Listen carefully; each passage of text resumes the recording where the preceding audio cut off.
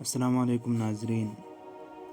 یزید کے مرنے کے بعد اس کے مشیرکاروں نے زبردستی اس کے بیٹے معاویہ ابن یزید کو تخت پر بٹھا دیا، اگرچہ وہ برابر انکار کرتا رہا۔ معاویہ ابن یزید ایک صالح اور متقی شخص تھا۔ اراکین سلطنت کے اصرار سے مجبور ہو کر تخت حکومت پر بیٹھ کر ایک خطبہ پڑھا، جس میں اس بات کا صاف اعتراف و اعلان تھا کہ خلافت نہ تو میرا حق ہے نہ تو میرے باپ دادا کا حق تھا، لہٰذا میں تخت خلافت سے دستبردار ہوتا ہوں۔ یہ اعلان کرنے کے بعد معاویہ ابن یزید نے گوشہ نشینی اختیار کی اور 40 دن کے اندر انتقال کر گئے۔ معاویہ ابن یزید کے انتقال کے بعد مروان ابن حکم اپنی چالاکی اور عیاری سے تخت پر قابض ہو گیا، لیکن اسے زیادہ دن حکومت کرنے کا موقع نہ مل سکا۔ 65 ہجری میں موت نے اسے بھی آ دبوچا۔ مرتے وقت اس نے اپنے بیٹے عبد الملک بن مروان کو اپنا جانشین بنا کر شام و مصر کی حکومت اس کے حوالے کر دی۔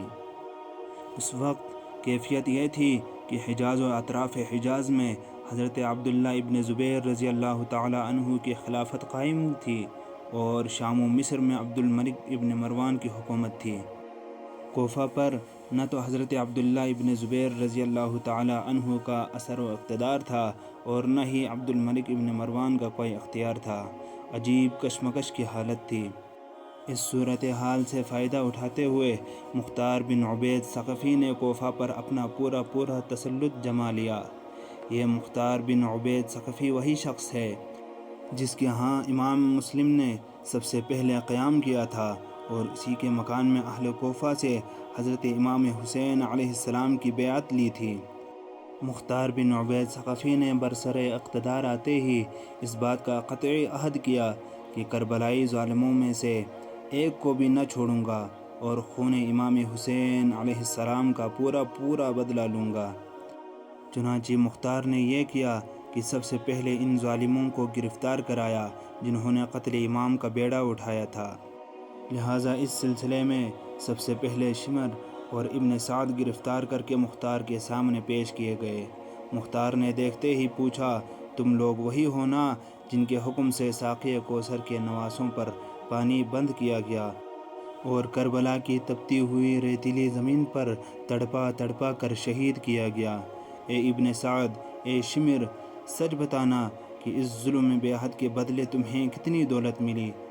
ظالموں، تمہیں ذرا بھی غیرت نہ آئی کہ جن کا کلمہ پڑھتے تھے انہی کے نواسے پر یہ ظلم و ستم کیا؟ جلاد، ان دونوں ظالموں کو میرے سامنے تڑپا کر ذبح کر، تاکہ ان کی عبرتناک موت دوسروں کے لیے سبق آموز ہو۔ موت کے خوف سے دونوں کانپنے لگے، چہرہ زرد ہو گیا اور گڑ گڑا کر رحم کی درخواست کی۔ کہنے لگے، ہم نے از خود کوئی کام نہیں کیا بلکہ ابن زیاد نے ہمیں حکم دیا تھا۔ مختار نے کہا، تمہیں اور رحم کی بھیک دی جائے؟ ناممکن۔ جب تمہیں رحمت للعالمین صلی اللہ علیہ وآلہ وسلم کی آل پر رحم نہ آیا تو مختار کو تم پر رحم نہیں آ سکتا۔ رہ گیا ابن زیاد کا معاملہ، اسے بھی چھوڑا نہیں جائے گا۔ تم آگے چلو، ابن زیاد بھی تمہارے پیچھے آ رہا ہے۔ اے جلاد، اب زیادہ دیر کرنے کی ضرورت نہیں، انہیں فوراً قتل کر تاکہ جتنی جلدی ہو سکے زمین ان کے ناپاک بوجھ سے ہلکی ہو جائے۔ ابن سعد اور شمر کے قتل کے بعد مختار نے حکم دیا، میدان کربلا کے جتنے لوگ ابن سعد کے ساتھ نواسۂ رسول کے مقابلہ میں گئے تھے انہیں جہاں پاؤ قتل کر دو۔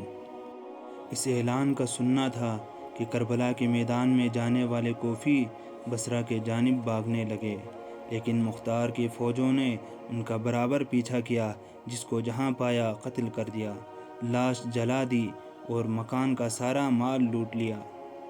خولِ بن یزید وہ شخص ہے جس نے امام حسین علیہ السلام کے سر مبارک کو جسم اطہر سے جدا کیا تھا اور نیزے پر لٹکایا تھا۔ جب یہ گرفتار ہو کر مختار کے سامنے لایا گیا تو اسے دیکھتے ہی مختار غصے سے کانپنے لگا۔ اس نے حکم دیا کہ فوراً اس کے ہاتھ پاؤں باندھ دو، اس کے بعد اس کے ہاتھ پیر کاٹو تاکہ دنیا اس دشمن اہل بیت کا عبرتناک تماشا جی بھر کر دیکھ لیں۔ چنانچہ خولی کو اسی طرح ذلت و رسوائی کے ساتھ قتل کر کے اس کی لاش کو جلا کر خاک کر دیا گیا۔ تقریباً 6,000 ظالم کوفیوں کو مختار نے طرح طرح کی تکلیفوں میں مبتلا کر کے قتل کیا۔ ان ظالم کوفیوں نے اب قتل ہوتے وقت جانا کہ دست بے کسی میں مرنے اور حالت بے چارگی میں قتل ہونے کی کیفیت کیا ہوتی ہے۔ انہیں یہ بھی معلوم ہو گیا کہ دین چھوڑنے اور دنیا طلب کرنے کا انجام کیا ہوتا ہے۔ فتنہ انگیز اور ظالم کوفیوں کو قتل کرنے کے بعد اب مختار کو ابن زیاد کا خیال آیا۔ ابراہیم ابن مالک ابن اشتر کو بلایا اور کہا، میں نے کوفیوں کے فتنے کو فروغ کرنے کے لیے تمہیں بلایا تھا، لہٰذا اب تم واپس جا کر ابن زیاد کے مقابل اپنے بھائیوں کی مدد کرو اور شرط اللہ کو بھی اپنے ساتھ ضرور لیتے جانا کہ اس کی برکت سے تمہیں فتح نصیب ہوگی۔ چنانچہ ابراہیم ابن مالک شرط اللہ کو لے کر اپنے لشکر میں پہنچا اور پوری فوج کو تیار کر کے کوچ کر دیا۔ شرط اللہ ایک کرسی تھی جو حضرت علی علیہ السلام کے ایک صاحبزادے حضرت طفیل علیہ السلام کے پاس تھی۔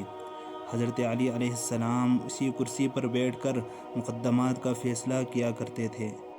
جب آپ کو شہادت نصیب ہوئی تو یہ کرسی حضرت طفیل علیہ السلام کے حصے میں آئی۔ جب مختار نے کوفہ میں اپنی حکومت قائم کی تو حضرت طفیل کی خدمت میں بیش قیمت تحائف پیش کر کے ان سے وہ کرسی حاصل کر لی اور جامع مسجد دمشق میں ایک قیمتی صندوق میں مقفل کر کے رکھ دی۔ جس دن جامع مسجد دمشق میں وہ صندوق رکھا گیا تو مختار نے کھڑے ہو کر حاضرین مسجد کے سامنے ایک تقریر کی، ابن زیاد وہ شخص ہے جس کے ترتیب کردہ پروگرام کے مطابق میدان کربلا میں ظلم و ستم ڈھایا گیا، اب کوفہ سے اپنی جان بچا کر موصل کی طرف جا رہا تھا۔ 20,000 کا لشکر اس کے ساتھ تھا۔ ابراہیم ابن مالک نے اسے موصل پہنچنے سے پہلے ہی راستے میں روک لیا۔ چونکہ شام ہو چکی تھی اس لیے رات میں جنگ ملتوی کر دی گئی۔ اس وقت ابن زیاد کا سالار لشکر عمر بن اسلمی تھا جو کبھی ابراہیم ابن مالک کا دوست تھا۔ رات کو خفیہ طریقے سے آ کر ابراہیم سے ملاقات کی اور کہا، میں اس لیے آیا ہوں کہ کل جب معرکہ کارزار گرم ہو تو میں اپنی فوج کے ساتھ تم سے آ کر مل جاؤں تاکہ ظالم ابن زیاد کو بدترین ذلت نصیب ہو اور مجھے بھی اس کی غلامی سے نجات ملے، کیا کروں جبراً اس کے ساتھ ہوں۔ عمر بن اسلمی کی گفتگو نے ابراہیم کی ہمت اور بندھا دی اور انہیں اپنی فتح کا یقین کامل ہو گیا۔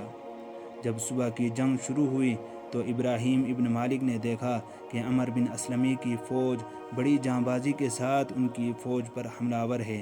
کافی دیر انتظار کے بعد جب عمر بن اسلمی نہ آیا تو ابراہیم پر یہ بات واضح ہو گئی کہ یہ اس کی ایک جنگی چال تھی۔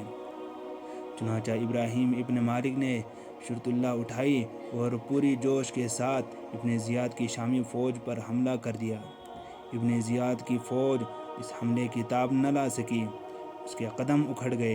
ابن زیاد جو ابھی تک شریک جنگ نہ ہوا تھا، اپنی فوج کی یہ کیفیت دیکھ کر خیمہ سے باہر نکل پڑا اور تلوار کھینچ کر پوری شدت کے ساتھ ابراہیم کی فوج پر حملہ کر دیا اور ساتھ ہی پکارا، اے شامی بہادرو، دشمن کی تعداد بہت تھوڑی ہے، کیوں گھبراتے ہو؟ بڑھو اور کامیابی کو اپنے گلے سے لگا لو۔ ابن زیاد کے فوجی لوٹ پڑے اور گھمسان کی لڑائی شروع کر دی، مگر ان کا یہ جوش عارضی تھا۔ ابراہیم کے سپاہی شرط اللہ کو دیکھ کر اس قدر بے باک اور نڈر ہو کر لڑ رہے تھے کہ شامیوں کی ایک بھی نہ چلی۔ صبح کو جنگ شروع ہوئی تھی اور اب شام ہونے کے قریب تھی کہ ابراہیم کی فوج کا ایک کوفی سپاہی آگے بڑھ کر ابن زیاد کے سینے پر برچھے کا ایسا وار کرتا ہے کہ ابن زیاد گھوڑے کی پشت پر الٹا جھک جاتا ہے اور اس سے پہلے شامی اسے بچا لیں۔ اس کوفی نے دوسری ہاتھ تلوار کا ایسا وار کیا کہ کندھے سے لے کر کمر تک جسم دو ٹکڑے ہو گیا۔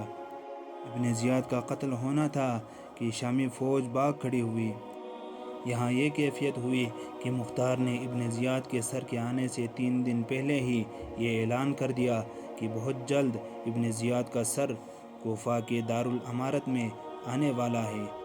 اس اعلان سے چیمگوئیاں شروع ہو گئیں کہ مختار بھی انبیاء کی طرح دعویٰ علم غیب کرتا ہے، لیکن جب تیسرے دن ابن زیاد کا سر آ گیا تو تمام کوفی حیرت زدہ رہ گئے۔ جب ابن زیاد کا سر مختار کے پاس پہنچا تو اس نے کوفہ کے دارالامارت میں ایک عظیم مجلس منعقد کی، اور جس جگہ ابن زیاد نے امام علی مقام علیہ السلام کے سر مبارک کو رکھا تھا وہیں مختار نے اس کا سر رکھا، اور جس جگہ ابن زیاد نے امام کے سر مبارک کو لٹکایا تھا وہیں مختار نے اس کا بھی سر لٹکایا۔ ترمذی شریف میں ہے کہ جس وقت ابن زیاد اور اس کے ساتھیوں کے سر کوفہ کے دارالامارت میں مختار کے سامنے رکھے گئے تو سیاہ رنگ کا ایک بہت بڑا سانپ نمودار ہوا، جو تمام سروں پر سے گھومتا ہوا ابن زیاد کے سر کے قریب آیا اور اس کے ایک نتنے سے اندر گھس کر تھوڑی دیر بعد دوسرے نتنے سے باہر نکل آیا۔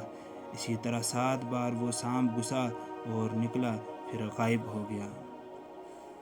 حنظلہ بن کاہل وہ شقی ازلی ہے جس نے حضرت علی اصغر کے تشنہ حلقوم پاک پر ایسا طاق کر تیر مارا تھا کہ تیر حلقوم کو چھیدتا ہوا بازوئے امام حسین علیہ السلام میں پیوست ہو گیا تھا۔ اس پر من جانب الہی یہ عذاب نازل ہوا کہ پیٹ کے جانب سامنے کے حصے میں ہر وقت شدید ترین جلن ہوتی رہتی تھی اور پشت کے جانب سخت قسم کی سردی کا احساس رہتا تھا۔ کسی طرح بھی چین نہ ملتا۔ پیٹ کی گرمی سے نجات پانے کے لیے ہر وقت پنکھا جلتا تھا اور پیٹھ کی سردی دفع کرنے کے لیے پیچھے آگ جلاتا تھا۔ کچھ دنوں کے بعد پیاس کی اتنی شدت بڑھ گئی کہ ہر وقت پانی پیتا رہتا تھا مگر پیاس نہ جاتی تھی، اور ایک دن انہی مصائب و آلام نے اسے جہنم کی وادی تک پہنچا دیا۔ جابر بن یزید ازدی وہ شخص ہے جس نے امام حسین علیہ السلام کے جام شہادت نوش فرمانے کے بعد سر مبارک سے عمامہ شریف اتارا تھا۔ یہ بد نصیب پاگل ہو گیا، گندے نالوں کا پانی پیتا اور جانوروں کی لید کھاتا ہوا مرا۔ جعونہ حضری وہ بدنہاد شخص ہے جس نے بعد از شہادت امام علی مقام علیہ السلام آپ کے جسم اطہر سے پیراہن مبارک اتار کر خود پہن لیا تھا۔ اسے کوڑھ ہو گئی تھی، اس کے جسم کا ایک ایک عضو سڑ گیا اور اسی موذی اور گھناونے مرض میں اس کی ناپاک روح نکلی۔ اسود ابن حنظلہ وہ خبیث ہے جس نے امام حسین علیہ السلام کی تلوار لی تھی، مرض برس میں مبتلا ہو کر انتہائی ذلت و خواری کی حالت میں موت سے ہمکنار ہوا۔ شمر وہ خبیث ترین انسان ہے جس نے سینہ امام علی مقام علیہ السلام پر چڑھ کر حلقوم پاک پر خنجر چلایا تھا۔ اس کی بدترین ذلت و خواری کا اندازہ صرف اس بات سے لگایا جا سکتا ہے کہ جب یہ مرا اس وقت اس کی شکل سور کی شکل میں تبدیل ہو گئی۔